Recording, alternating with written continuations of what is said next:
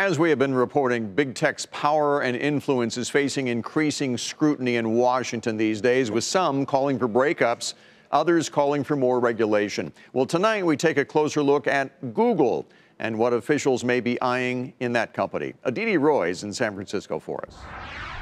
In the 2 decades Google has been in existence, it's climbed up the ranks of top U.S. companies, raking in more than $130 billion worth of revenue last year. Now its dominance could be threatened as the company faces a government antitrust probe. The United States Department of Justice, and particularly the Antitrust Division, they don't deal with argument. They deal with evidence. In order to prove an antitrust case against Google, the government would have to prove that Google owns at least 30 to 40% of the relevant market. Google owns nearly 90% of the search market, according to Statistica, and about 3/4 of search ad sales, according to eMarketer. The DOJ would also have to show that Google preempts the competition by optimizing platforms like search. That's precisely what some third-party competitors of Google assert. For years, Yelp CEO Jeremy Stoppelman has been particularly vigilant against the company, saying Google squeezes out the competition by favoring its own web offerings by placing them at the top of search results. TripAdvisor CEO Stephen Koffer also says in a statement that the company remains concerned about Google's practices in the U.S., the EU, and the world, adding, "We welcome any renewed interest by U.S. regulators into Google's anti-competitive behavior."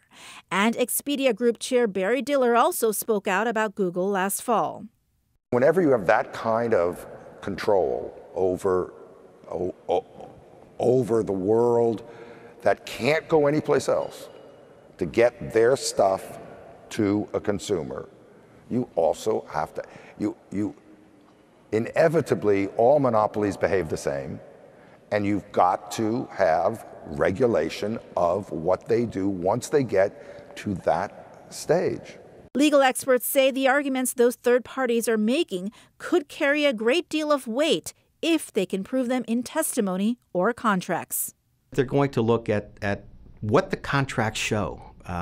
Do the contracts limit? Do they prohibit? Do they foreclose opportunities in the markets for either customers that Google is dealing with or for other market participants? And the devil is in the contracts themselves. Insiders also say the European Union's investigation into Alphabet could also help U.S. investigators by providing a framework for their arguments. For Nightly Business Report, I'm Aditi Roy, San Francisco.